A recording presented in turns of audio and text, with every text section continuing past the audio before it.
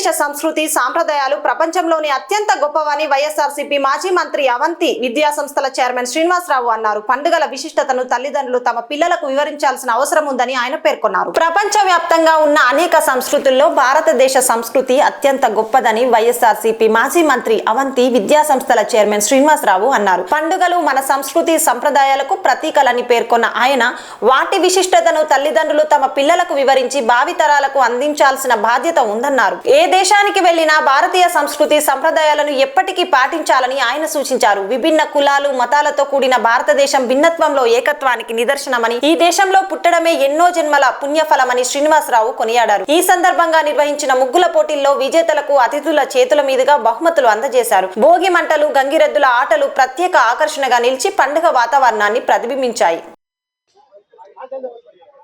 అందరికీ నమస్కారం. ముందుగా మన రెండు రాష్ట్రాల్లో ఉన్నటువంటి ప్రజలందరికీ నూతన సంవత్సరం అలాగే సంక్రాంతి శుభాకాంక్షలు తెలియజేసుకుంటూ ఈ రోజున హైదరాబాద్లో ఉన్నటువంటి అవంతి డిగ్రీ అండ్ పీజీ కాలేజీలో ప్రొఫెసర్ ప్యాట్రిక్ గారు, బ్రహ్మకుమారి శ్రీలత గారు ముఖ్య అతిథులుగా, విద్యార్థులు, అధ్యాపకులు, ప్రిన్సిపల్ గారు అందరూ కూడా ఈ సంక్రాంతి సంబరాలు చేయడం చాలా సంతోషం. ముఖ్యంగా ప్రపంచంలో ఉన్నటువంటి మన తెలుగు వారందరికీ ఇది చాలా పెద్ద పండుగ.